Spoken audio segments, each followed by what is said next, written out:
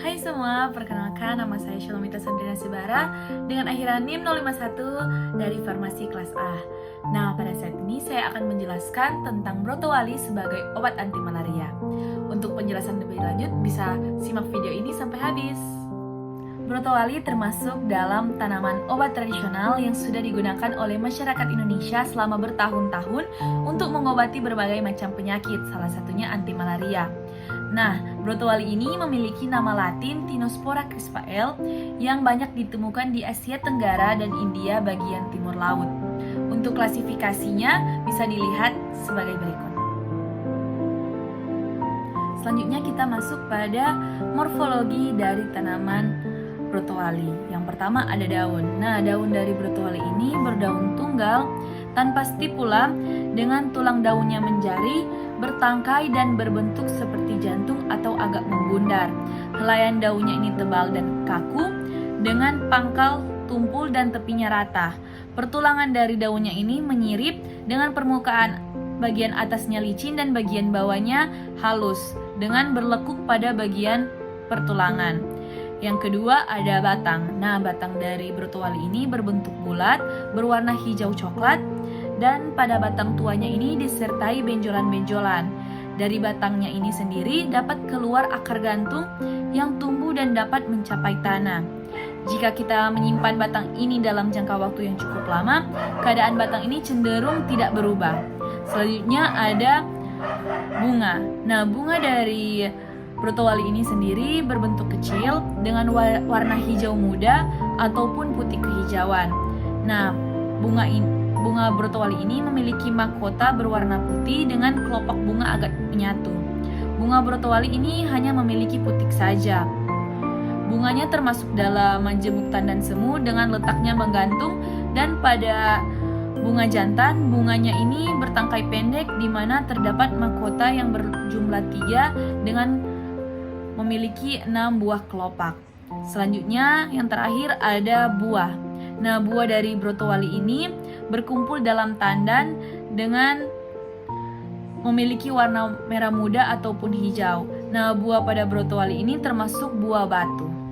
Nah, perlu kita ketahui bersama bahwa tanaman brotowali ini biasa digunakan sebagai obat dan memiliki banyak sekali manfaat, di mana tanaman brotowali ini merupakan tumbuhan obat yang serbaguna karena dapat digunakan untuk berbagai penyakit seperti rematik, kencing manis, sakit jantung, atau berbagai penyakit lainnya. Masyarakat sudah biasa menggunakan tanaman ini untuk pengobatan berbagai macam penyakit. Dari batangnya sendiri ini bisa digunakan untuk penyakit rematik, memar, demam, merangsang nafsu makan, sakit kuning, cacingan, dan batuk. Air rebusan dari daun brotowali bisa dimanfaatkan untuk mencuci luka ataupun penyakit kulit seperti kudis dan gatal-gatal. Sedangkan air rebusan dari daun dan batang itu untuk penyakit kencing manis. Seluruh bagian dari brotowali ini bisa digunakan untuk penyakit kolera. Daunnya juga ini bisa digunakan sebagai obat gosok untuk mengobati sakit punggung dan pinggang. Nah, pemanfaatan dari brotowali ini bisa dilakukan dengan cara yang pertama, kita ambil dan bersihkan 1 jari batang brotowali yang segar. Setelah itu kita potong-potong batangnya ini menjadi beberapa bagian saja. Lalu kita ambil panci dan masukkan dan rebus menggunakan air sebanyak 13. Kita rebus terus sampai air rebusannya ini hanya tersisa 1,5 gelas saja. Lalu kita minum ramuan alami ini sebanyak 3 kali dalam sehari dengan aturan minum setengah gelas per sekali minum.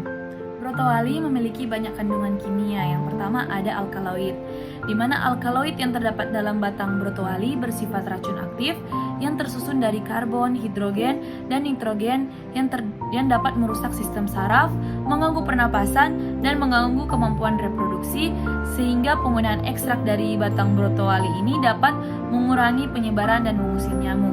Yang kedua ada tanin, di mana tanin terdapat dalam daun dan batang brotowali. Tanin yang termasuk dalam kelompok fenol umumnya terdapat dalam semua tanaman pestisida. Tanin dapat menghambat serangan mikroorganisme termasuk virus pada tanaman. Selain itu juga rasanya pahit sehingga dapat berperan sebagai antividan. Selanjutnya ada saponin, di mana saponin ini merupakan metabolit sekunder yang terkandung dalam tanaman untuk pestisida dan terdapat dalam ekstrak kasar daun brotowali. Saponin pada brotowali bersifat sebagai racun perut dan racun kontak pada larva serangga. Selain itu juga saponin bersifat anti makan dan mengganggu pertumbuhan serangga melalui penghambatan sintesis S-disteroid. Selanjutnya ada glikosida. Nah, pikroretin, pikroretosit, dan tinokrisposid yang terdapat dalam batang brotowali merupakan bahan aktif yang bersifat insektisidal. Rasanya pahit yang dimiliki oleh tinokrisposid ini dapat menyebabkan iritasi pada lambung karena penyerapan tinokrisposid ke dalam usus larva dapat menghambat kerja enzim pencernaan serta mengakibatkan kerusakan sel-sel pada saluran pencernaan dan menyebabkan kematian pada larva. Selanjutnya ada triterpenoid, di mana hasil uji fitokimia menunjukkan bahwa senyawa triterpenoid dari golongan terpenoid bersifat anti makan. Senyawa terpenoid menghambat kerja enzim-enzim pencernaan, sistem saraf, molting, dan sklerotasi pada serangga. Lalu yang terakhir ada flavonoid, di mana flavonoid terdapat dalam akar, daun, dan batang brotowali, termasuk dalam golongan senyawa fenol.